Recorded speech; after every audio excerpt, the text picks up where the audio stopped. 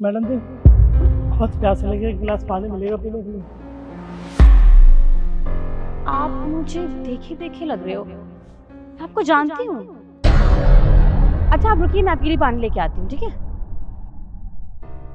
लगता है इस लड़की ने मेरे को पहचान लिया। ये पानी लेकर आए कि मैं यहाँ से चला जाता हूँ।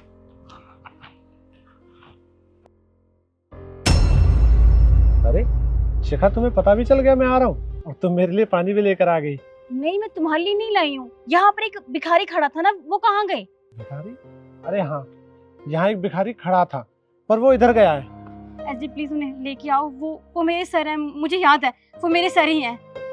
अरे शिखा, ये तुम कैसी बातें कर रही हो? मुझे तो कुछ समझ नहीं आ रहा। एक भिखारी तुम्हारे सर? मैं जानती हूँ तुम्हें समझ में नहीं आ रहा होगा, लेकिन मैं तुम्हें बाद में समझा दूंगी ना। तुम प्लीज पहले उन्हें लेके आओ ना।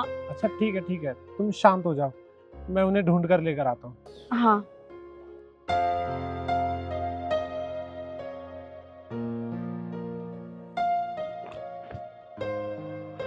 यार कहाँ गया ये भिखारी? मुझे लगता है यही है।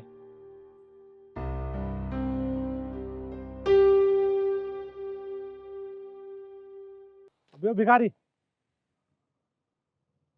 अबे सुनना, एक काम कर, मेरे साथ चल। नहीं साहब, मैं नहीं जा सकता किसी के साथ। अरे यार, मेरी पत्नी ने तुझे पहचान लिया है, वो तुझसे मिलना चाह रही है, तू मेरे साथ चल। अरे नहीं साहब, मैं नहीं जानता किसी को, मैं यही रहूँगा। मेरा काम कर लो। अरे यार कैसी बातें कर रहा है? जब मैं कह रहा हूँ मेरी पत्नी तुझसे मिलना चाहती है, वो तुझे जानती है, मेरे साथ चल। ठीक है साहब।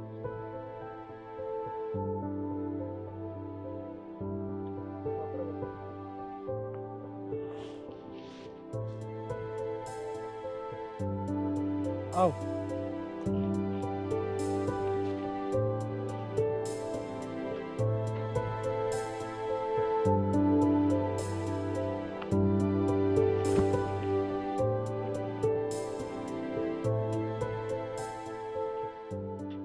प्रणाम सर। लीजिए आप पानी पीजिए।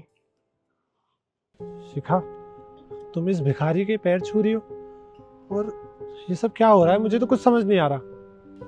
मैं जानती हूँ एसडी, आप सोच रहे होंगे ना कि मैं इनके पाँव क्यों छू रही हूँ। ये मेरे सर हैं। ये भिखारी तुम्हारे साथ? ये तुम कैसी बातें कर रही हो?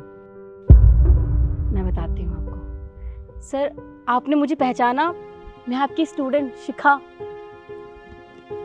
हाँ बेटा, पहचान तो मैंने पहले लिया था, पर आपने मुझे पहचान लिया। आपको कैसे भूल सकती हूँ सर? आपने मुझे पढ़ा लिखा के इस काबिल बनाया है कि आज मैं इतनी अच्छी वकील बन गई हूँ। आपको मैं कभी नहीं भूल सकती। ऐसी मैं कहती थी ना कि एक मेरे सर हैं जिन्होंने मुझे बिना पैसों की पढ़ाया, मुझसे कभी फीस तक नहीं ली, मुझे एक्स्ट्रा क्लासेस दी, और इन्होंने मुझे ही क्या पता नहीं कितने गरीब बच्चों को पढ़ा लिखा के इतना काबिल बनाया है। वो यही थे, यही है वो सर जो हमेशा एक बात कहते थे कि बेटा ज्ञान जितना बांटा जाता है उतना बढ़ता है। याद है ना सर, आपने कहा था ना मुझसे? मुझे आज भी याद है। पर सर आप मुझे एक बात बताइए, आपकी ऐसी हालत कैसे? मैं आपको अच्छे से जानती हूँ, आपका इतना अच्छा परिवार था, 2 बेटे थे, फिर ये सब कैसे हुआ जो आपको दर बदर की ठोकरें खानी पड़ रही हैं? इस हालत में कैसे आ गए आप? बस बेटा शिखा, मत पूछ मेरे से कुछ साल पहले तेरी आंटी गुजर गई, उसके बाद बेटे ने बहू ने दोनों ने मेरे पे दस्तखत करवा लिए, प्रॉपर्टी कागज जितने भी है सब हड़प लिए और विदेश चले गए। बेटा मेरे पास कुछ नहीं है, कोई बच्चे नहीं, कोई बहू नहीं, आंटी तेरी गुजरी गई। बेटा दर दर की ठोकर खाता डोल रहा हूँ बेटा, अब कुछ नहीं है, मैं भीख मांग कर गुजारा करता हूँ बेटा, कबाड़ा चुग लेता हूँ। अब कुछ नहीं है बेटा, मेरे पास कुछ नहीं। ऐसा मत कहिए, आज भी आपके पास सब कुछ है और आप परेशान मत होइए। मैं हूं ना, आपकी बेटी है आपके साथ। आप एक काम कीजिए, आप मेरे साथ मेरे घर में रहिए। अरे नहीं बेटा, जब खुद अपनों ने ही इतना बड़ा धोखा दिया और पर तू तो पराई है। आपने ऐसे कैसे मुझे पराई समझ लिया? क्या मैं आपकी बेटी जैसी नहीं हूँ? हाँ वो तो है बेटा, पर मैं तेरे पे बोझ बनना नहीं चाहता बेटा। रहने दो, मेरे को ऐसे ही रहने दो बेटा।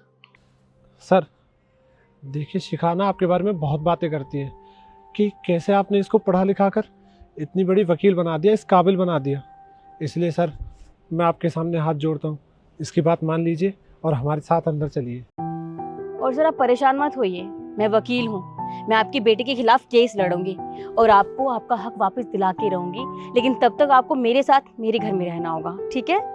बेटा मेरे को पहले ही विश्वास था, इतनी अच्छी पढ़ाई करती थी तो कितनी अच्छी संस्कार थे तेरे, बहुत अच्छे। मैं तो पहले ही कहता था कुछ न कुछ बनेगी जरूर, और आज वो दिन आ गया बेटा।